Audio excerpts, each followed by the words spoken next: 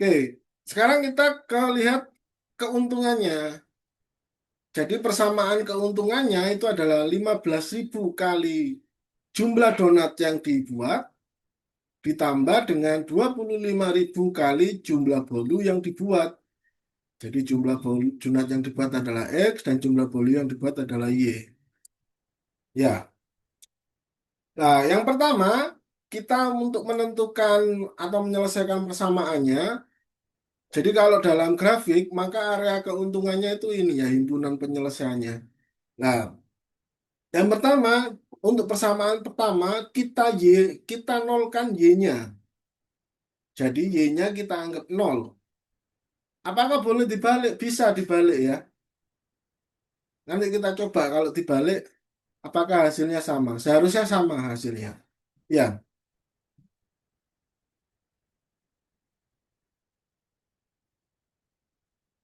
jadi pertama kita nolkan dulu supaya kita tahu sebenarnya ini tujuannya dinolkan apa? Supaya kita bisa menggambar garis ini. Garis 2X plus 3Y ini sama dengan 90. Nah, jadi kalau dalam grafik, apa dalam penyelesaian secara grafik itu kita gambar dulu. Oke, kita Y kan, kita nolkan Y-nya, sehingga Y-nya kita anggap nol, maka 2X sama dengan 90. Berarti X sama dengan 45. Oke, sampai di sini ada yang tanyakan? Silakan.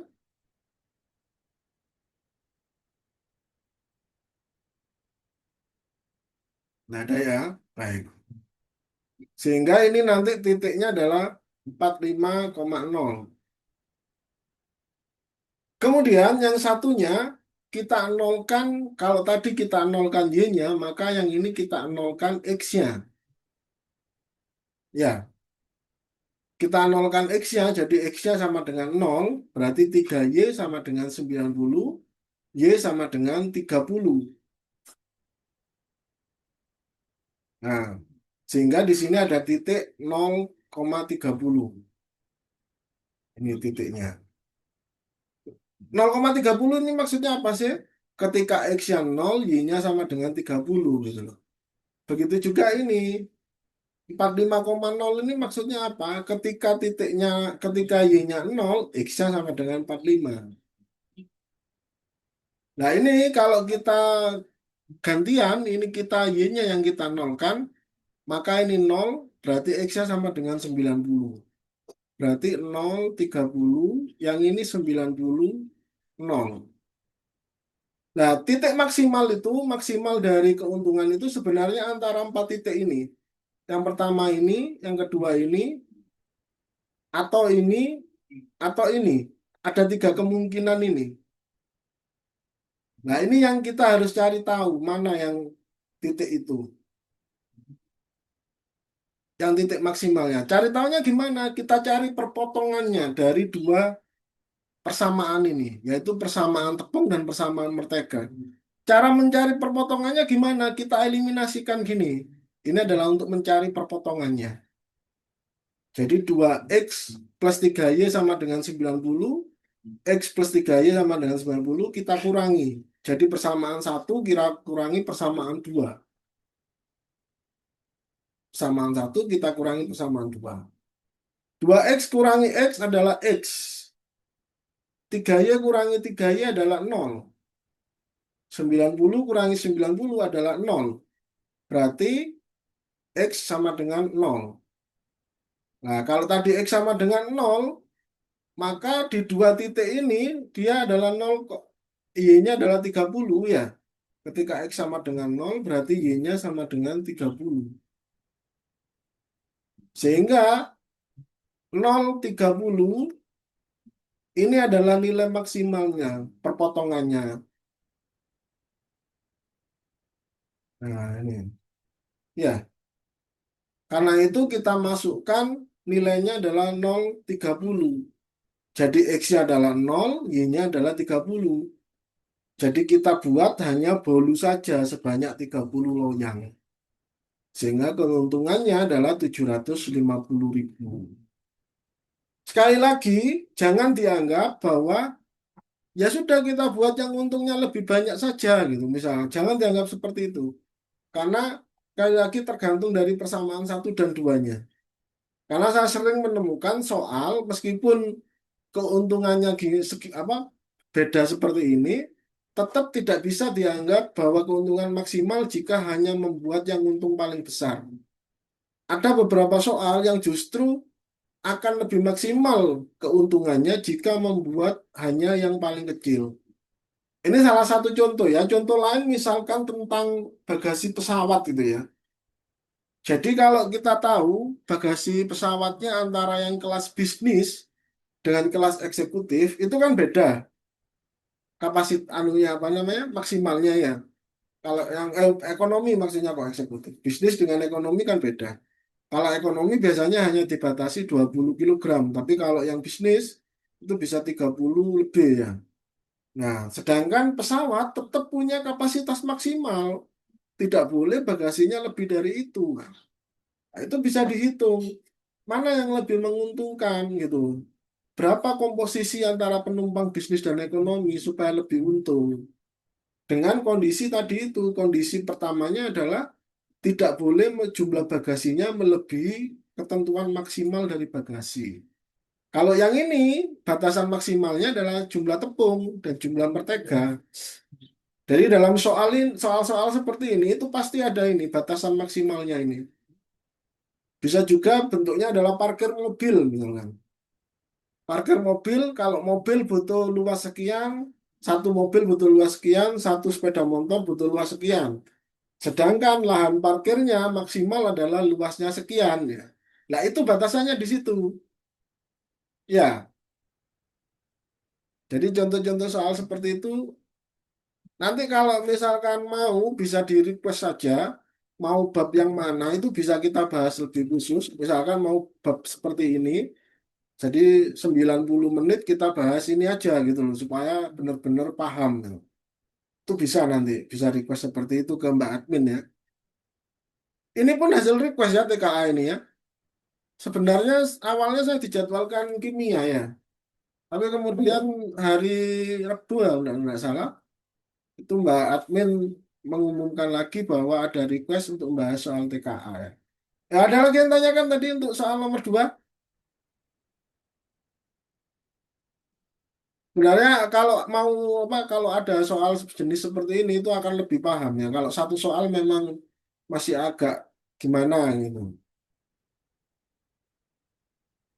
Oke, ini kok hilang ya titiknya. Ya, nggak apa-apa. Ya, jadi ini titiknya hilang. Ini ABCD-nya di sini. Ini sebenarnya bukan gambar dari soalnya ya. Kalau di soalnya tidak ada gambarnya. Jadi saya cari gambarnya tadi supaya untuk lebih memudahkan untuk menggambarkan ilustrasi ini. Ada kubus ABCD EFGH dengan panjang rusuk 12 cm ya. Kalau kubus apa? Panjang rusuknya sama semua ya. AB sama dengan BC sama dengan CD sama dengan DA sama dengan EH ini sama-sama semua panjang rusuknya kan gitu kan kalau kubus. Kemudian jarak titik E, berarti titik ini ya, ke garis HB. Garis HB berarti ini tidak bisa ganti warna ya. Ya, sebentar. Saya kok,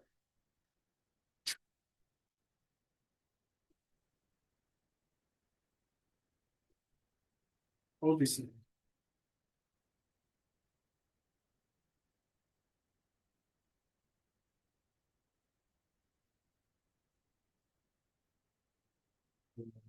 Berarti garis HB itu ini ya, dari H ke B.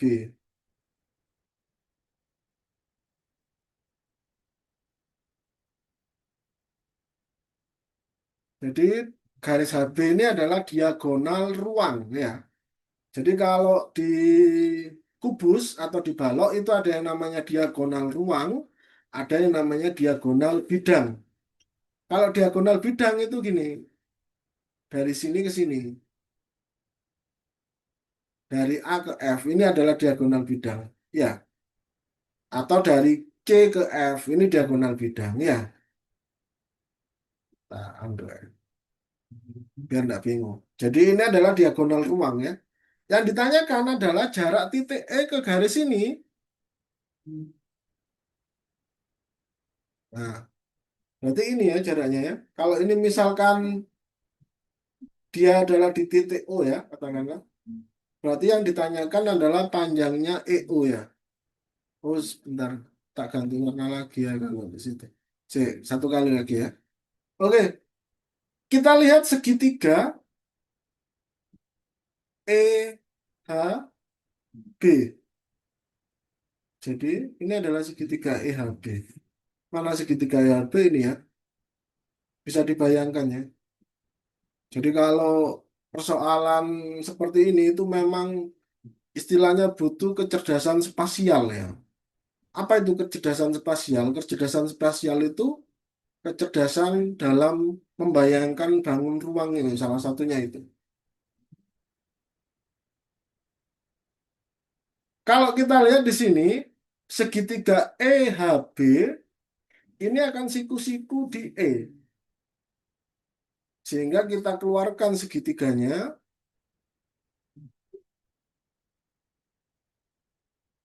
akan seperti ini. Ini adalah E siku-siku, kemudian ini adalah B dan ini adalah H. Sedangkan jarak dari titik E ke garis HB itu adalah ini. Ini adalah 0 atau O ya, EO ya. Jadi yang ditanyakan adalah EO-nya, panjangnya EO. Sampai sini dulu ada yang tanyakan, silakan kalau bingung. Karena menggambar apa membayangkan gambar itu memang agak sulit memang ya. Tidak ada ya, paham ya? Oke, kalau kita lihat berarti di sini ada dua segitiga ya, segitiga EHB dan segitiga EOB. Ini karena garis ininya adalah tegak lurus, berarti segitiga EOB itu adalah siku-siku juga. Oke. Pertanyaannya pertama adalah kita cari dulu panjangnya HB. HB berapa? Juga panjangnya EB ya. Jadi EB itu adalah ini, diagonal bidang. Nah, untuk mencari panjangnya EB, kita lihat segitiga ini. AEB. Siku-siku di sini ya. Kalau siku-siku di sini, berarti EB kuadrat sama dengan AB kuadrat plus AE kuadrat. AB kuadratnya adalah 12, AB-nya adalah 12, AE-nya juga adalah 12, berarti 12 kuadrat plus 12 kuadrat. Kalau ini karena sama 12 kuadrat plus 12 kuadrat, maka itu bisa kita tulis sama dengan 2 kali 12 kuadrat. Ya, berarti EB-nya sama dengan akar 2 kali 12 kuadrat. 12-nya keluar, berarti EB sama dengan 12 akar 2.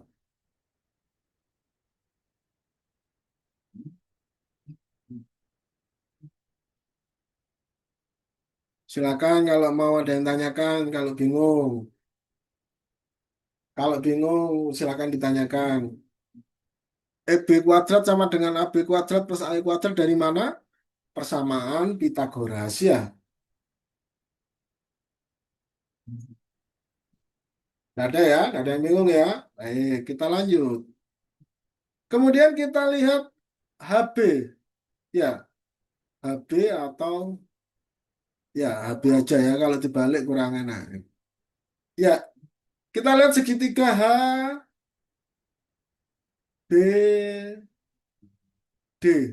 Ini ya, segitiga HBD.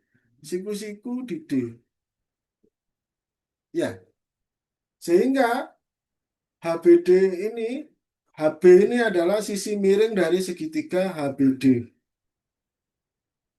BD berapa? BD panjangnya sama dengan EB ya, karena sama-sama diagonal bidang. Sehingga HB kuadrat itu sama dengan ini, rusuk HD, berarti dia 12 kuadrat. Kemudian sama dengan ini, diagonal bidang, berarti dia sama dengan, plus, sorry, memang 12 akar 2 kuadrat.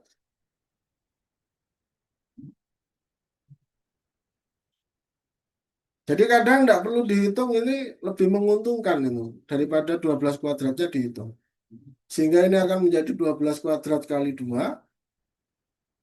Kalau ini dua, apa namanya, sama-sama ada 12 kuadratnya, berarti HB kuadrat sama dengan 12 kuadrat kali 3. Ya, berarti HB sama dengan akar 12 kali 3. Berarti sama dengan 12 akar 3. Oke, HB sudah ada. Kemudian EB sudah ada ya. EH juga sudah ada, tadi 12 ya. Berarti ini 12. Ini adalah 12 akar 2. Yang ini adalah 12 akar 3. Kita lihat sudut B. Sudut B ini ada memiliki besaran tertentu ya. Tetapi dia sama-sama di segitiga siku-siku. Kita lihat sudut B dari sudut pandang segitiga yang besar, EHB. EHB ya. Maka sin B akan sama dengan sisi depan. Sisi depannya mana? Ini ya, per sisi miring. Berarti EHB sama dengan HE per HB.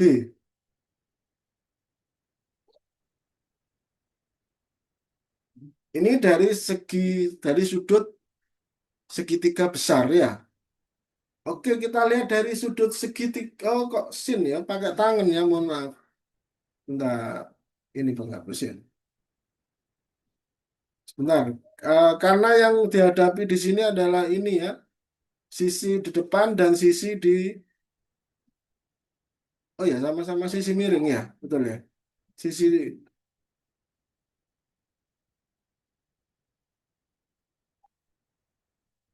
Sebentar. Ini kalau tangan berarti tangannya ini per ini. Oh ya, ini yang berarti yang kita cari yang depan per miring ya. Depan per miring. Oh ya, betul. Berarti pakai sin ya.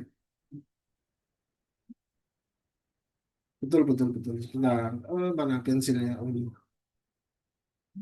Ya, betul pakai sin ya. Mohon maaf.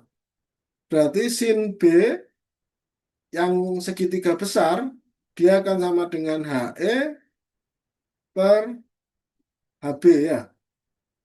Di segitiga kecil, maka dia akan sama dengan E0 atau EO ya, per EB. Karena EB ini sisi miringnya ya. EB ini sisi miringnya dari segitiga EOB. Berarti E0, EO per EB. Nah, maka kita bandingkan atau kita samakan di sini. Berarti HE per HB sama dengan EO per EB. Oke, kita masukkan angkanya. HE adalah 12 akar 3, sedangkan HB adalah, mana HB tadi? HB yang 12 akar 3, mohon maaf ya. HE adalah 12, HB adalah 12 akar 3. Ya, EO tidak diketahui, EB-nya adalah 12 akar 2 ya. Ini nanti ke sini, saya tulis di sini ya. Berarti EO sama dengan 12 akar 2 kali 12 per 12 akar 3 ya. Ini kan ke sini jadi 12 kali 12 akar 2 per 12 akar 3. Kita coret 12 ya, 1 ya. Karena kebetulan sama 12. Sehingga jawabannya adalah 12 akar 2 akar 2 per akar 3. Loh, kok nggak ada jawabannya ya? Oke, belum selesai. Kita kalikan akar 3 per akar 3 supaya ininya jadi angka bulat ya. Ini kali ini 3 ya, akar 3 kali akar 3 3. Akar 3 kali akar 2 akar 6. Sehingga dia menjadi 12 akar 6 per 3. Dia jawab menjadi 4 akar 6.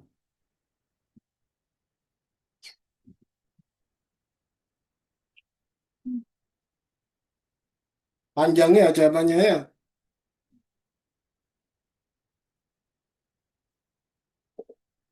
Ada yang tanyakan? Ada peringatan lagi, 5 menit lagi kita pindah ke link berikutnya ya. Jadi memang soal TKA ini soalnya di atas rata-rata ya. Rata-rata kesulitannya maksudnya. Karena itu enggak gampang, harus logikanya, cara pola berpikirnya harus jelas.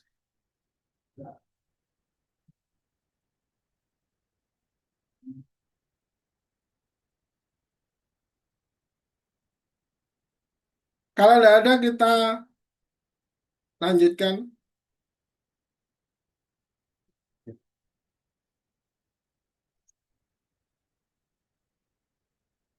Duh, ini nih kok, oh kalau pakai yang ini, ininya enggak ikut di anu ya, enggak ikut di slide-nya, ikut di layarnya.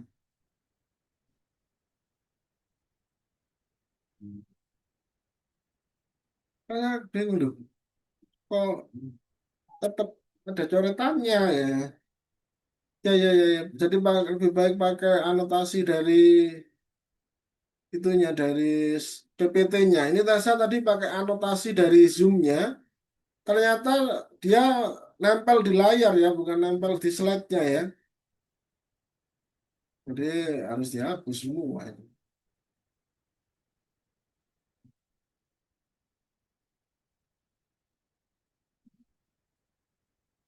Baru tahu saya baru kali ini pakai anotasi di Zoom. Biasanya ya pakai coret-coretan yang di PPT-nya. Tapi lebih enak memang kalau pakai yang di Zoom, lebih semut gitu. Gerakannya lebih enak.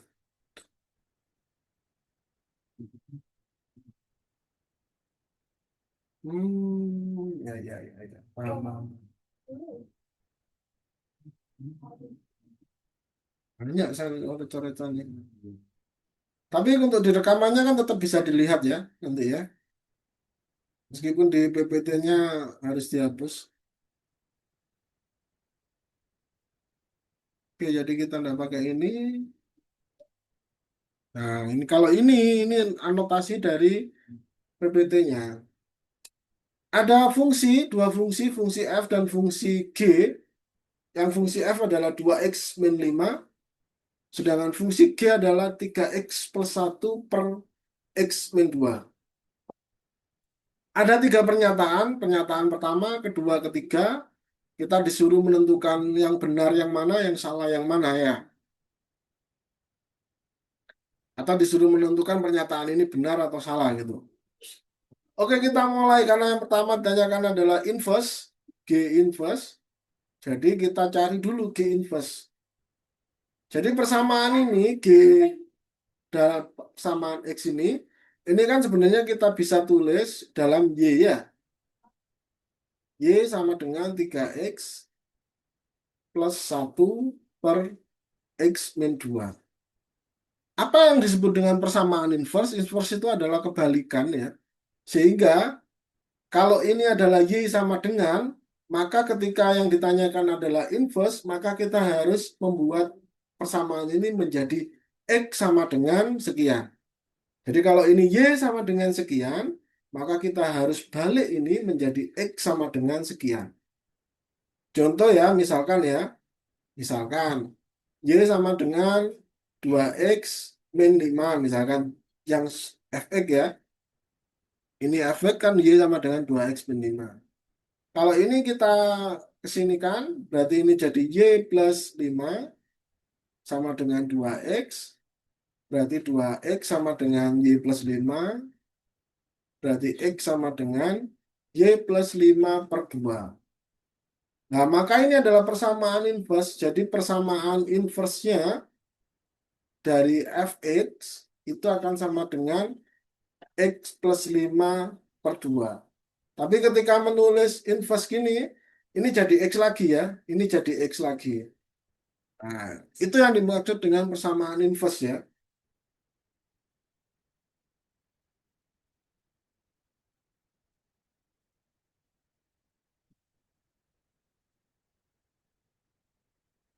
Kalau PPT nggak bisa pakai apa ini?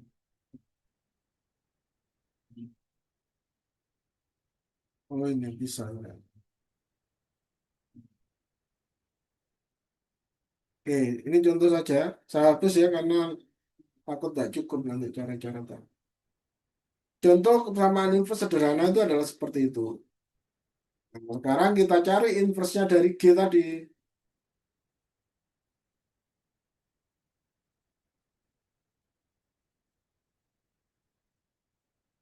Oke, kita cari inverse-nya dari G. Jadi persamaannya adalah Y sama dengan 3X plus 1 per X min 2.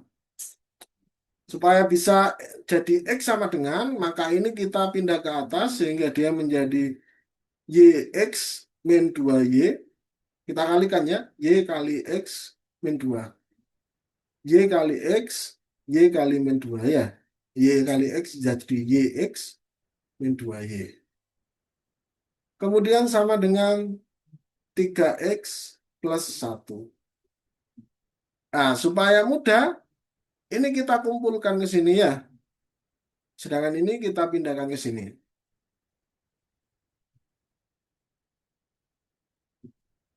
Sehingga dia akan menjadi YX min 3X sama dengan 2Y plus 1.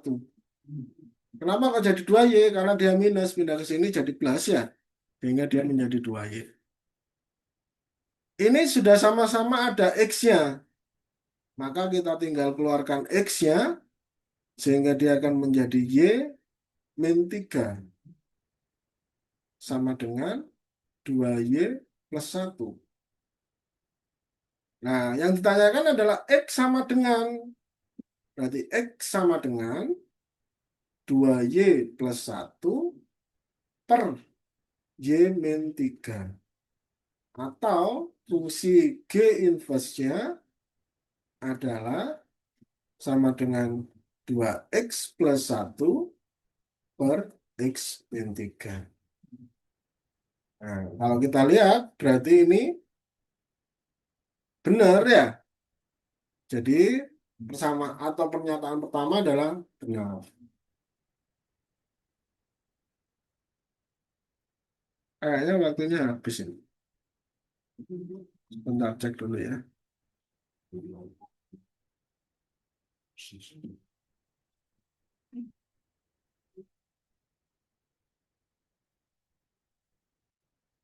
Ya, kita pindah ke link yang terakhir ya, mohon maaf ya.